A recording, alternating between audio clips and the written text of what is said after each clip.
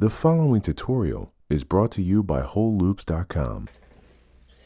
It's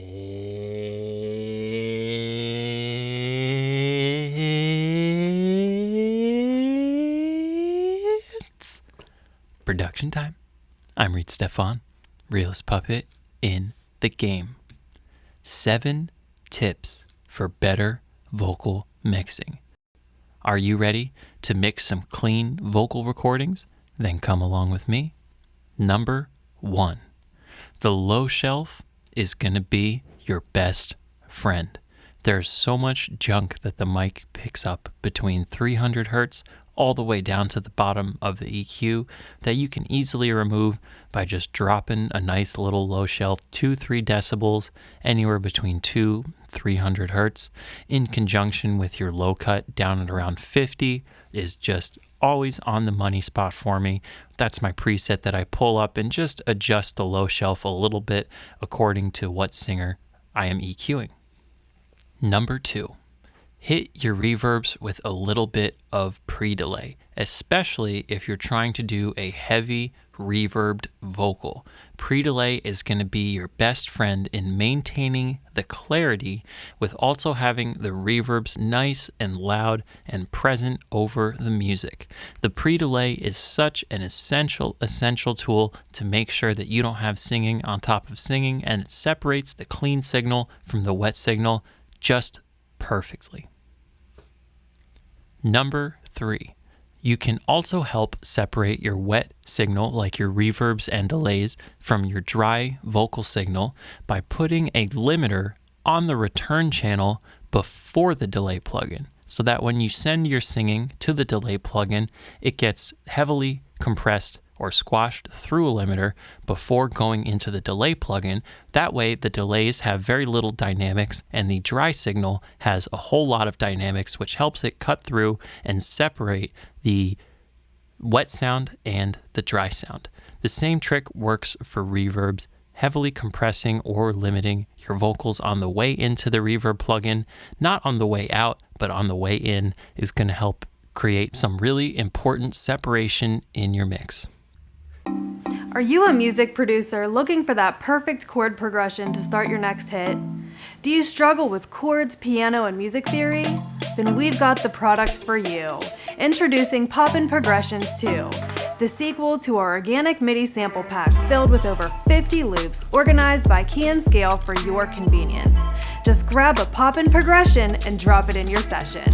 Poppin' Progressions 2 is available now only at WholeLoops.com. Number 4, in addition to creating return tracks for your delays and your reverbs, create a delay track for some heavy, disrespectful compression. Save the heavy compression for your return track so that your dry signal still retains all of its dynamics. Use the volumes of your dry signal and your return tracks to decide how much compressed signal or uncompressed signal you want. For example, you may want to boost the volume of the heavily compressed return signal during the hook to help your vocal cut through over all the loud music, and maybe reduce it during the verse to help the vocal breathe a little bit. Number 5, never forget about de-essers and transient shapers, because so many vocals could definitely use a little de-essing and a little transient shaping.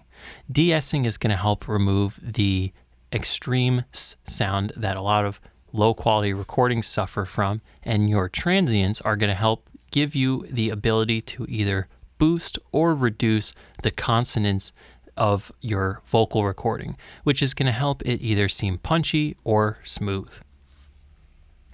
Number 6, use some really creative effects discreetly.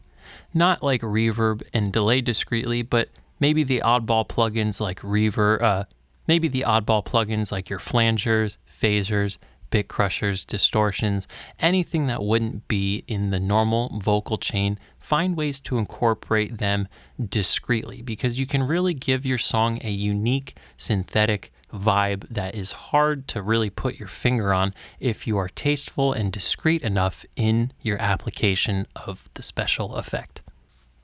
And my 7th and final tip for better vocal mixing: play the automation in by hand. Maybe not necessarily the volume automation, but the feedback knob on your delay plugin, the feedback or I guess size control of your reverb, making it go from long feedback to short feedback at different points in your song are going to help it flow better, help clean things up, get rid of it where it doesn't need to be, put a whole bunch of it where it absolutely does need to be.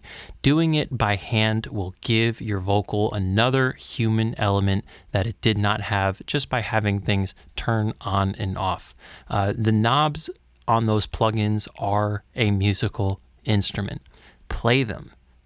That's what they're there for. You can record automation no matter what software you're using very easily. Just put your hands on the knobs, throw them around, have fun, and take your vocal mixing game to the next level. Thank you so much for joining me for today's tutorial. If there's anything you'd like me to cover in a future video, just leave it in a comment below. Thank you so much for subscribing. I'll see you guys next week with another tutorial. Peace out.